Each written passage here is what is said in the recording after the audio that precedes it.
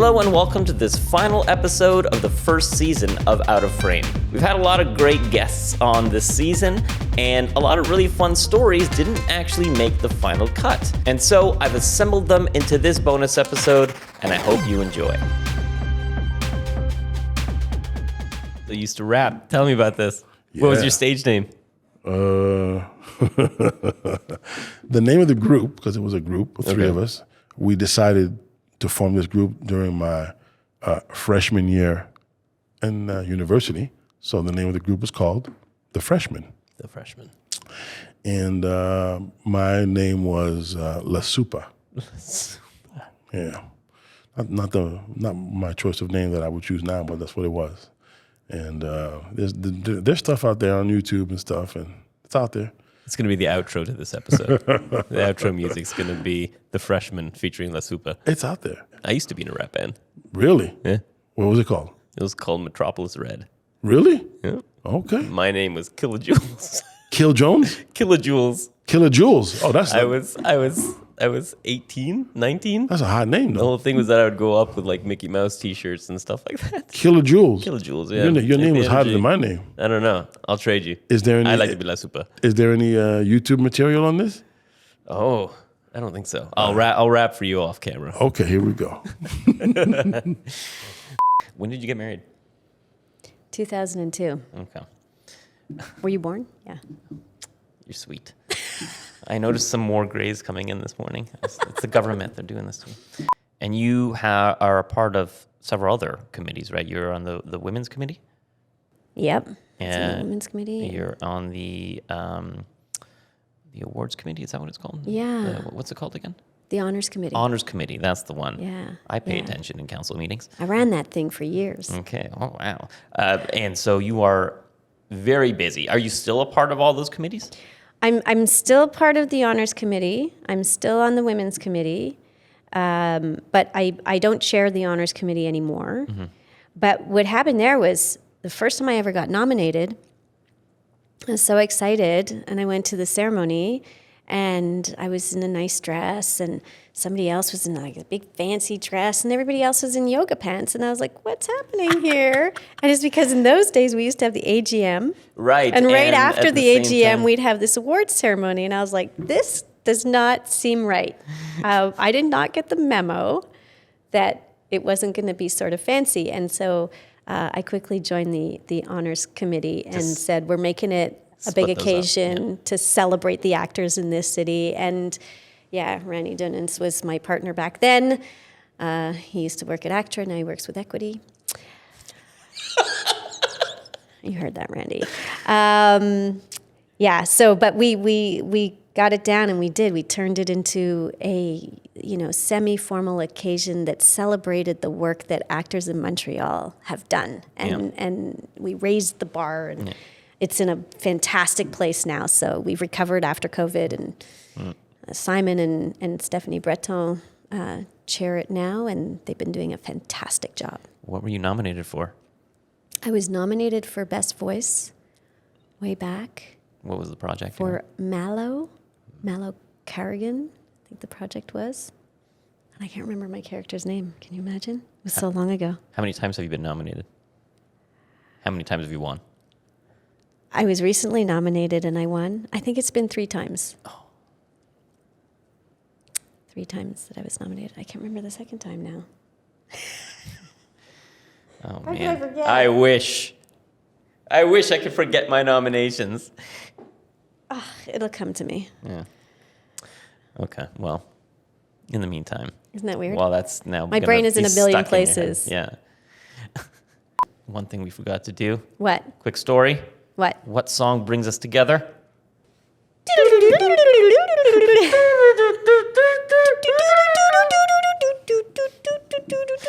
Shitty Flute Friends Forever. Shitty Flute Friends Forever.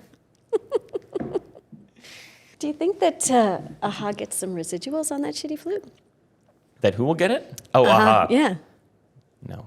No? I know. Life's unfair. Yeah. Well, someone else that we see in your videos once in a while, and who's clearly been inspired by your work, one of your sons has appeared in your videos. Yeah. And I believe has also He's a content creator. started his own content. Yes, he is at more than 60,000 followers on YouTube. Jeez. I have like 500. He watched your channel and he likes it. Oh, wow. He says you're really underrated. Thank you. And he loves Lego. So he did all these Lego movies. And I don't know how he did it, but each video takes about 20 hours for him to do. Oh. I think he monetized after 5 months. Oh my God. Because of the hard work he really put into it. Good for him. So I kind of act as his manager I now. love it. So he gets brand collaborations. Are you taking your percentage or what? I should. I should. But I do reply to his brand collaborations and I'm like, that's not enough. I love it. You've built up quite a nice little resume Yes. as a voice actor. Yes. I think that I saw you had done some Deus Ex. Is that right? No? no. I made that up. Cut that. We're going to cut that. Here we go. There was something I saw, Far Cry, right? Far Cry. Yeah, okay. Yeah. I saw that you... Jesus Christ. Side note, pause interview. Before we get to talking about... I don't have to hide. I saw whatever. We're cutting this all out anyway, Cutting right? this Cutting out. it out. Before we get to directing, is there anything... Because that's a big time jump, I'm assuming. Is there stuff that happened in No, I just sat around for 5 or 6 years going, When did you start directing? I started directing, I think it was 2006. That's good. Here we go. Yeah. So I did lots of research before coming onto this. Amazing. Yeah, no, it's the same thing about just improv for actors and why it's important. I was going to do a scene, not a big role at all, right in my wheelhouse, chess player, so classic nerd, geeky, skinny little sidekick kind of character. That's where I am. Did I do an accent? I think I actually did an American accent in it. I'd have to check. Anyway, bullet in the face, made here. Eddie Izzard was one of the leads. I was supposed to be doing the scene with Eddie, and I'm sitting there on set, you know, as you always are, just killing time, knowing nobody on set. And then you see Eddie Izzard and the writer in a corner having a pointed conversation where they keep looking in your direction. Oh, boy. It's like, oh, God. And I'm about to be cut. Eddie doesn't like me. Crap. So then the writer gets fairly obviously sent over to me, comes over to me and goes, look, Eddie's not really feeling, where's the spec? It's not a direct quote. Eddie's not really feeling the script in this scene, so he wants to just change a few things up. He might just do a little bit of improv. Are you okay with that? I was like, oh yeah, no, I'm fine. I've been doing improv my whole life. I used to run an improv troupe that Eddie didn't know this, but Eddie used to come and hang out with my improv troupe and practice whenever he was in Montreal. And the writer goes, oh, okay. Writer disappears to Eddie, and within 3 words, Eddie Izzard just makes a beeline straight to me. He's like, hey, how you doing? This is gonna be great. Okay, let's just have fun. Right? Complete change. Let's do lunch. Completely different mentality just because he felt safe with somebody else that could improvise, right? Wow. And he's a phenomenal improviser. I'm not going to pretend to be in the Eddie Izzard league, but you know, it was just one of those moments where it's less like, that skill set serving me again. So you're saying that I made Michael uncomfortable? I'm saying you should have learned to improvise. Okay. And then Michael would have had lunch with you. And then that could have been you as his sidekick on Far Cry 3. I'm just saying. Well. Missed opportunity because you didn't take improv seriously. That's the key I'm trying to bring today. You must learn improv. Just you, not the viewer / listener, just me. You. Okay. I've been asked to tell you this by your agent. Improvise. Just email me, Allie. What are you doing? She doesn't have your email address. So it keeps bouncing back. I think I've told you this before, but I was playing We Happy Few. And like, I didn't know you were in it, but your voice just pops up over and over again. Yeah. And the funny thing is sometimes I'll be talking to this guy and he'll be like, yes, I need you to do this.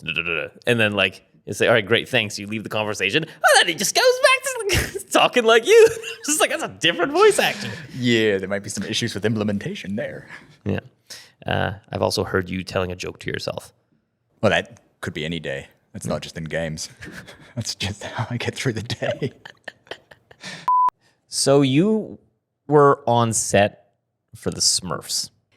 Yes, and that was another one of those like fork in the road, like was gonna. So I said I moved back to Montreal, right?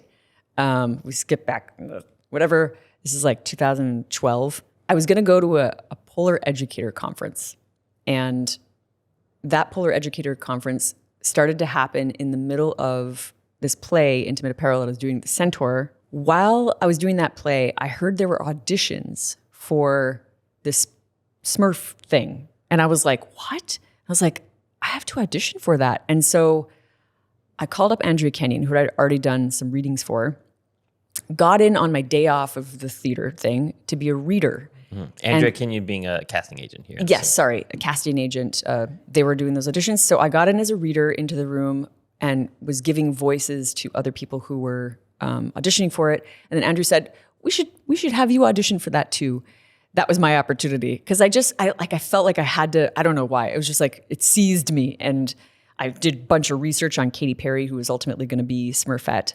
And 2 days later, I went in for this audition in front of the Hollywood producers and their assistants, and they all just sat in the room like all nice, and then I just became like a stand-up comedian suddenly. I was like, blah, da, boo, ba, da, like all these planned jokes, and then like serious acting. And what they were looking for was this weird hybrid of like an actor who was also going to be a puppeteer, but could act like Smurfette and like the other Smurfs, because I'm doing this because Smurfs are 3 apples high, and they were $15,000 replicas of Smurfs. I like that you had 3 apples high. They are 3 apples high. And each one of them, they were like created in Texas. And we had to go on set with all these like kind of life-size Smurfs and be the references behind the screen for Hank Azaria, who's playing Gargamel, Brendan Gleeson, Neil Patrick Harris, Jayma Mays. They were all the people that were like live in this Smurfs thing. But we had to be the people that were like, oh, Papa Smurf, I whatever. I'm so sad. I would need you to come back. Like some version of like Smurfette. And then we would go in the camera and then like do the reference shots where the Smurfs would like move around and we would gesticulate them. And they would use that for the animators to then create the digital information just based, like it was just much easier because otherwise it would just be empty space. And then also the actors would be talking to empty space. So they needed actors there. So that was what, it was like this weird hybrid job. And I ended up getting it. And then I ended up having to do that and intimate apparel for 2 weeks. At the same time, I almost lost my voice. It was petrifying. I didn't know what was going on. Biggest learning curve ever. And ended up on set with for 40 days. And we all became this like lovely family. And I never got to do the Polar Educator Conference, which was going to be me turning into a teacher to go travel the world and be a polar educator. Anyway, because I was really into ice and things like that. So it completely changed my life. And I looked at it and I was like, wow, that couldn't be a more clear fork in the road. Which one do I do? And I was like, I have no choice. I'm going to do the Smurfs. Like, I'm going to be a Smurf, and not even one that you'll know. I'm just like on set. Oh my God. It was insane. So if there's not enough teachers at the polls, then blame the Smurfs. I probably should have some water too. I can already tell that I have dry mouth. Do you want to get water?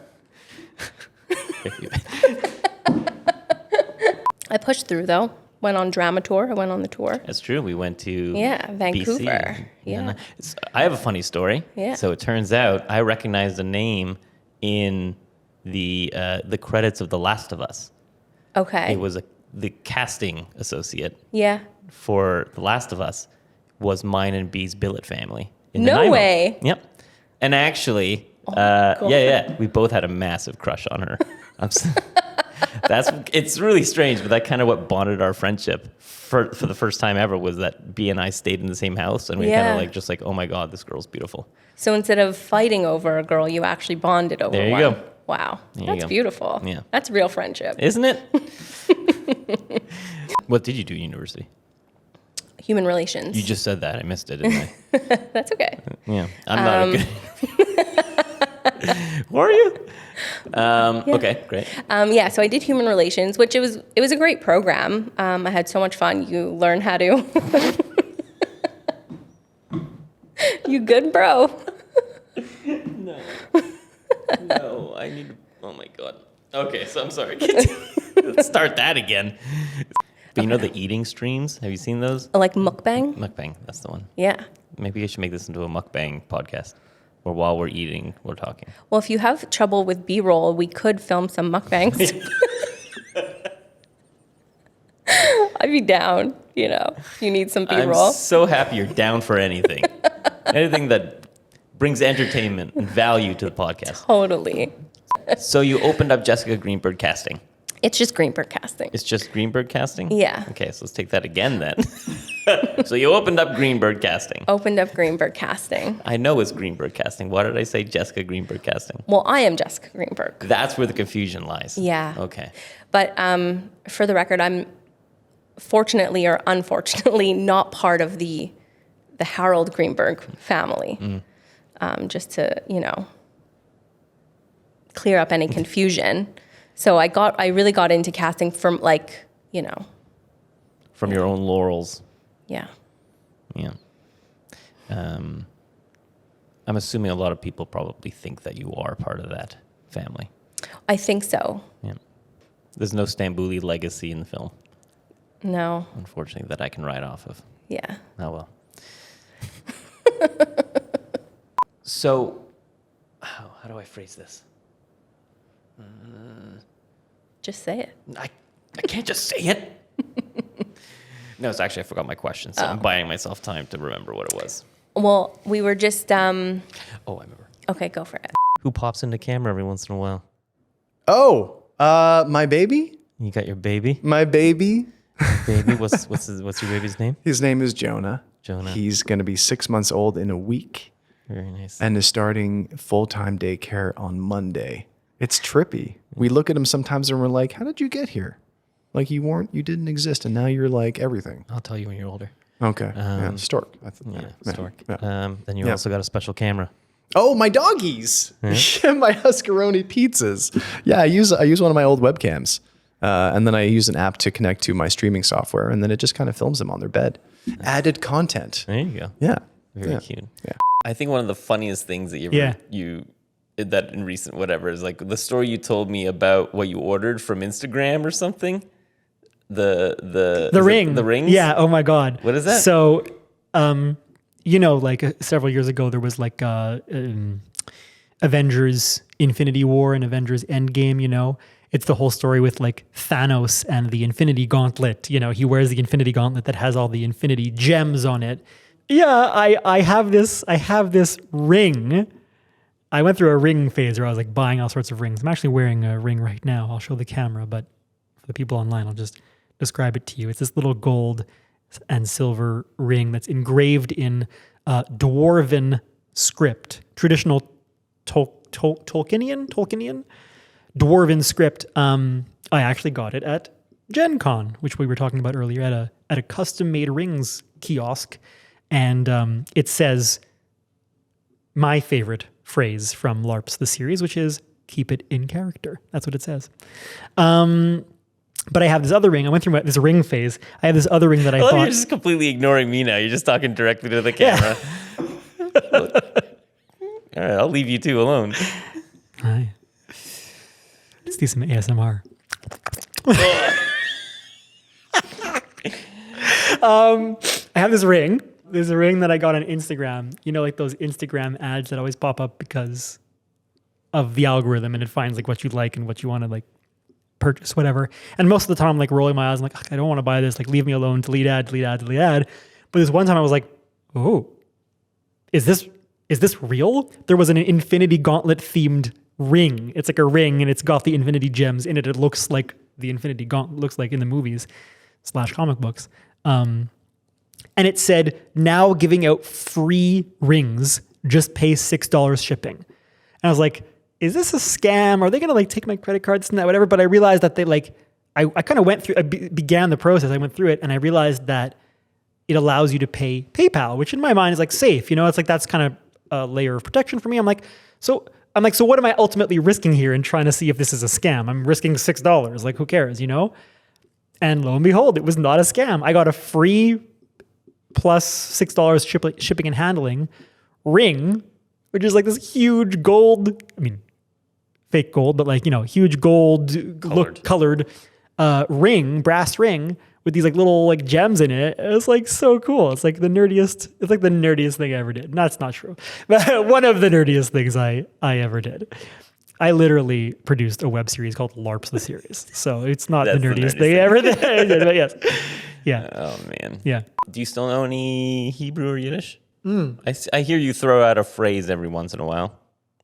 So Hebrew is an Arab language, like it's similar to Arabic, and it's like the language actually like the Jewish Old Testament is like written in, like, spoken like in, the Middle East.